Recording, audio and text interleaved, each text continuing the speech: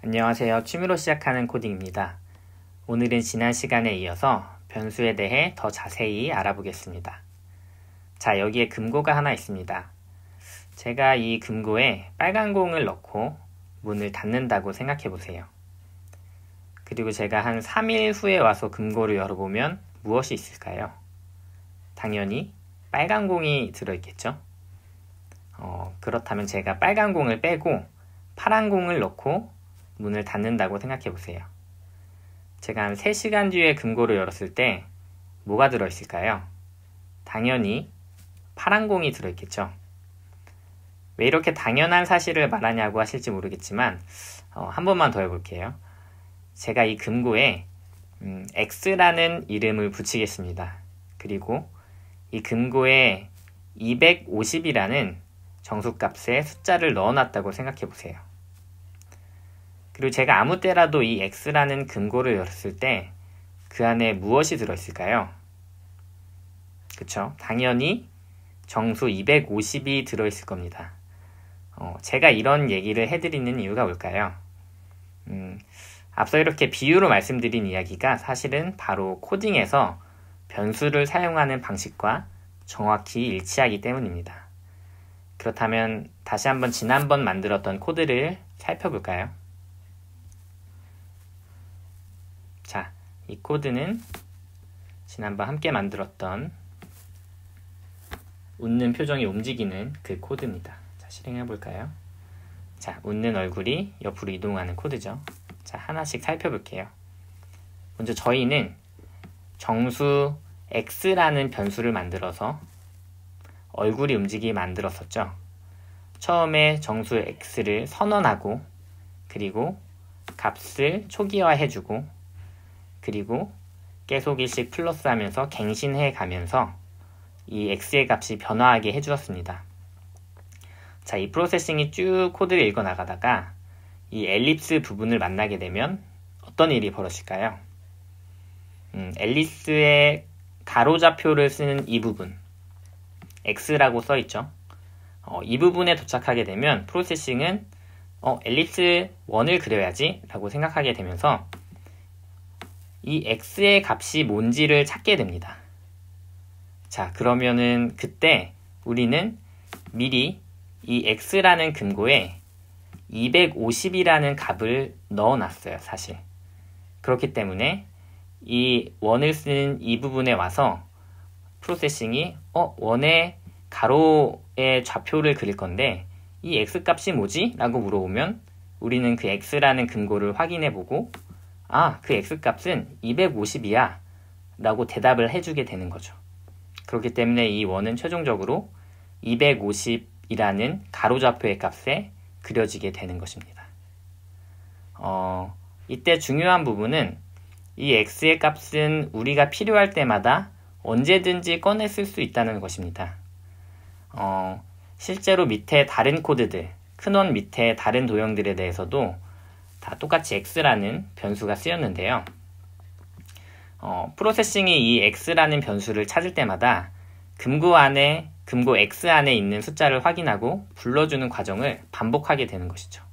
x가 뭐라고? 250. 그럼 250-50이니까 200의 값에 이 1을 그리게 되고 마찬가지로 x가 뭐라고? x는 250. 근데 250 플러스 50이니까 300의 값에 이 1의 가로좌표를 그려주게 되는 것이죠. 그리고 이 드로우 함수 안에 x는 x 플러스 1이라는 코드를 써준 것이 바로 금고에 있는 숫자를 갱신하는 것이라고 할 수 있습니다. 처음에 저희는 변수 x 금고 안에 250이라는 값을 넣고 첫 번째 원을 그려주게 됩니다. 그 후에 금고에 있던 250이라는 숫자에 1을 더하여서 251로 고쳐주는 것이죠. 그러면 다시 돌아와서 다음의 원을 그릴 때 금고를 열고 숫자를 확인하면 어떤 값이 들어있을까요? 당연히 250에 1을 더한 251이라는 숫자가 들어있겠죠.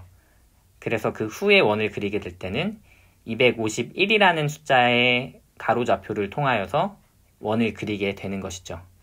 이런 식으로 드로우 함수가 실행될 때마다 프로세싱은 새롭게 x의 값을 확인하게 되고 x라는 금고 안에 1씩 더해져서 갱신되는 값을 매번 찾게 되는 것입니다. 그렇기 때문에 우리가 만들었던 그 웃는 얼굴의 표정이 계속 오른쪽으로 움직일 수 있었던 거죠. 자, 이제 변수에 대해서 조금 더 이해가 가시나요? 그렇다면 이제 몇 가지 예제들을 통해서 한번 연습을 해보겠습니다. 우선 파일에서 새 스케치를 한번 열어볼게요. 그리고 코드를 한 번씩 같이 작성을 해보면서 연습을 해보는 게 좋을 것 같아요. 먼저 기본적으로 써야 하는 void 셋업과 void draw 함수를 써주겠습니다. 셋업과 draw 함수는 시작할 때 먼저 써주고 시작하는 것이 편할 것 같아요.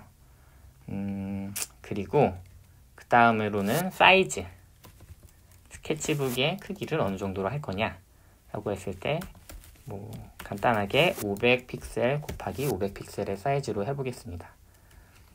그리고 변수 연습을 위해서 똑같이 원을 한번 그려볼게요. 엘립스, 화면의 중간에 그려보겠습니다.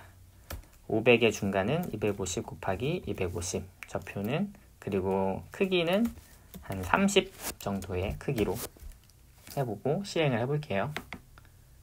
자, 그러면 이렇게 500픽셀 곱하기 500픽셀의 스케치북의 가운데 30 크기의 원이 나타난 것을 볼 수가 있죠. 자, 배경을 칠해주지 않았죠? 그러면은 배경을 드로우 함수 안에 계속 갱신되는 애니메이션을 만들기 위해서는 저희는 드로우 함수 안에 백그라운드를 넣어줬었죠.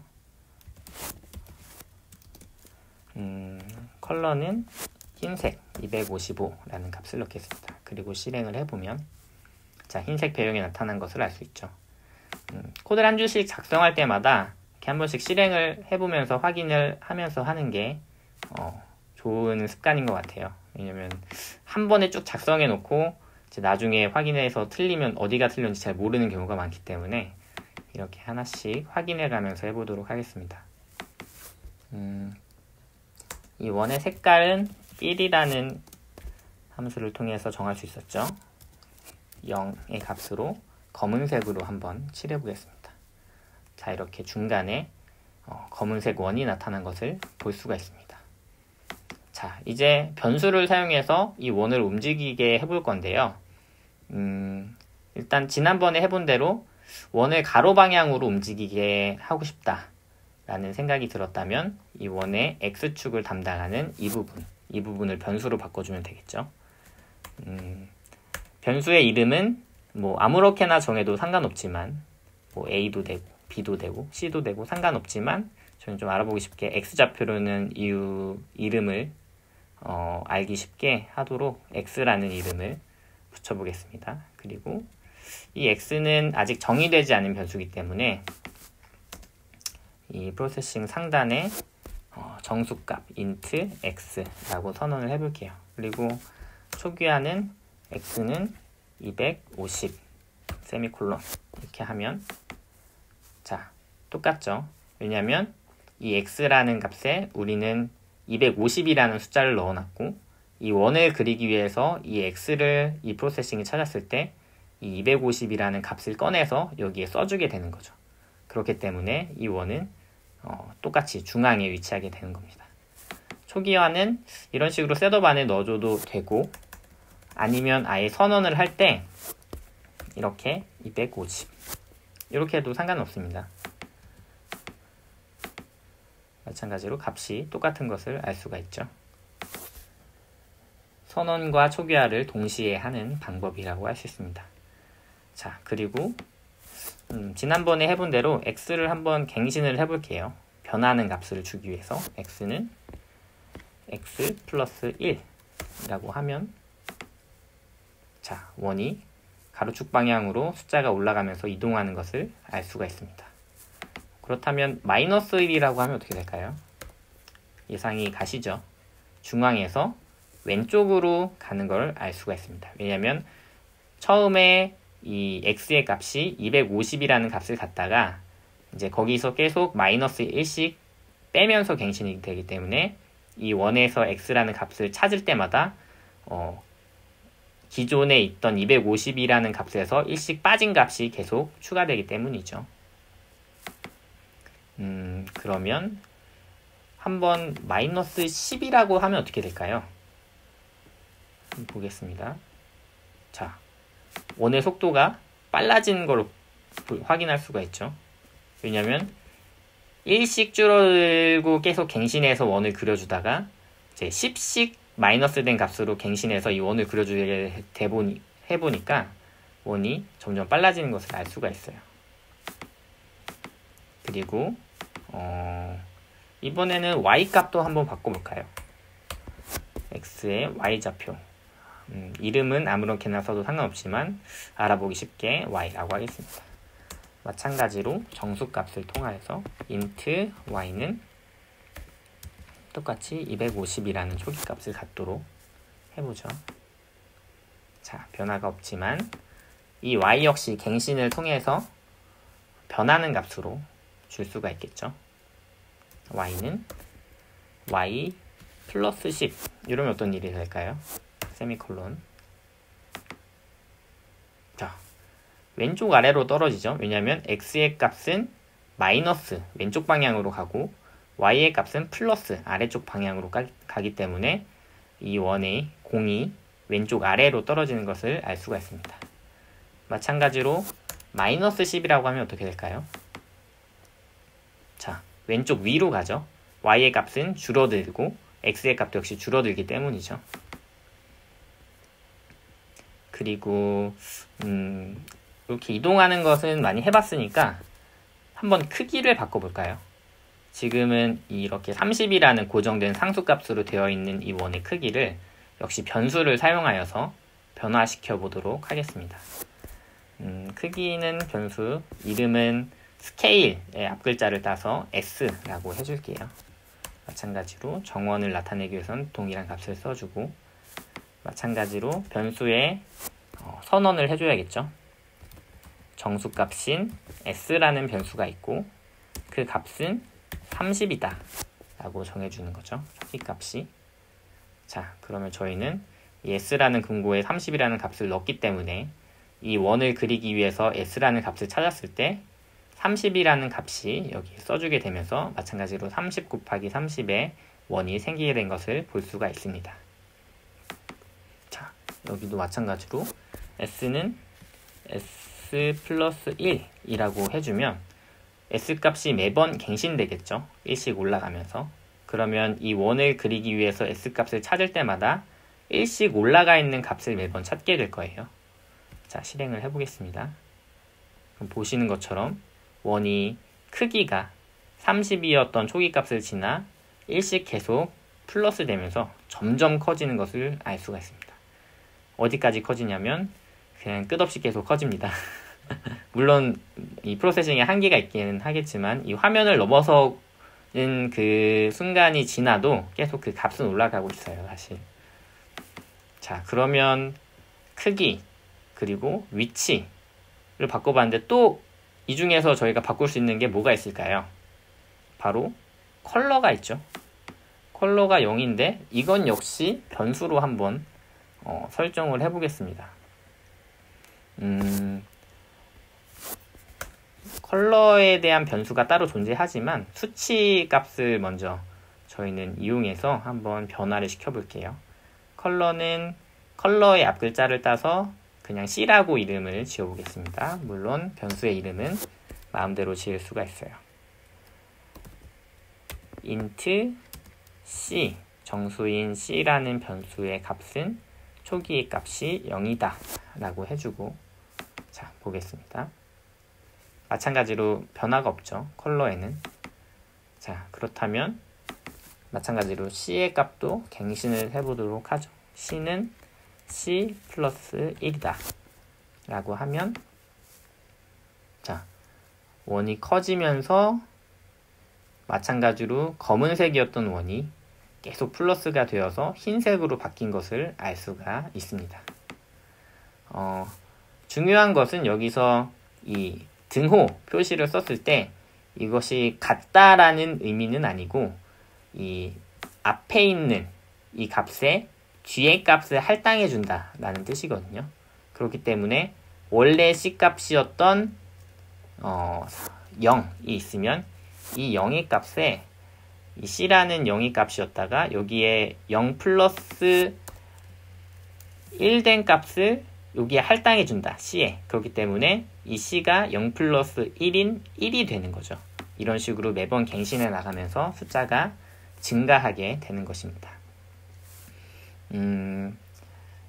크기와 또 위치와 또 컬러를 해봤으니 좀 더 뭔가 다른 것들을 한번 해볼게요.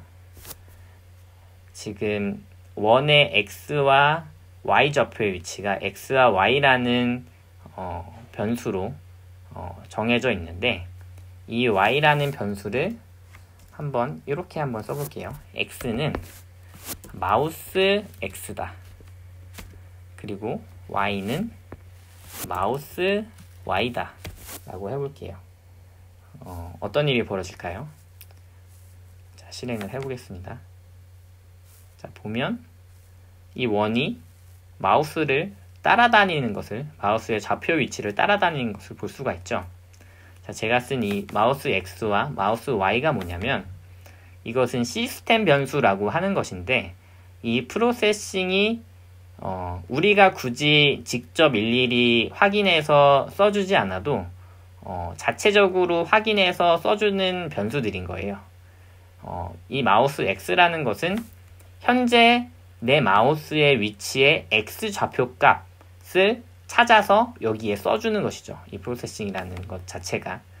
마우스 y라는 건 역시 현재 나의 마우스 커서에 y 좌표의 값을 써서 찾아서 이곳에 넣어주는 것이죠. 그렇기 때문에 이 x라는 변수에 현재 나의 마우스 위치 x값 그리고 y라는 위치에 현재 나의 마우스 위치에 y값이 들어가니까 이 xy라는 변수를 가로와 세로 좌표로 쓰고 있던 이 원이 바로 나의 마우스를 따라다니게 되는 이런 그림들이 보여지게 되는 것이죠. 어떠신가요?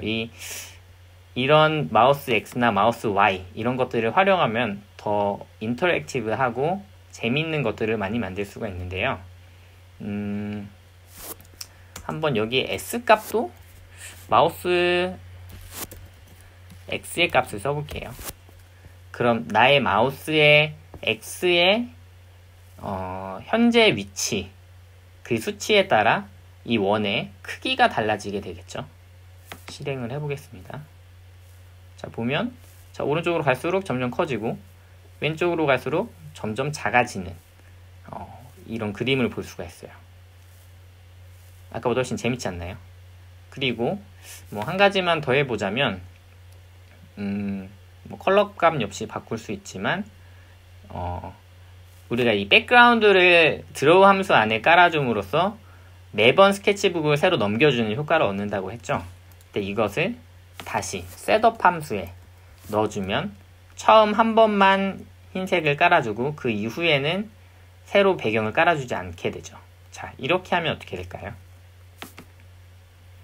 이 원이 이렇게 흔적을 남기면서 가게 되는 거죠. 더 이상 배경을 깔아주지 않으니까. 물론 전체 검은색으로 채워지면은 더 이상 변화가 없겠지만 아까보다 훨씬 재미있는 이런 그림들이 만들어지는 것을 알 수가 있습니다. 오늘은 여기까지 수업을 하고 또 다음 시간에 더 다른 강의로 찾아오겠습니다. 감사합니다.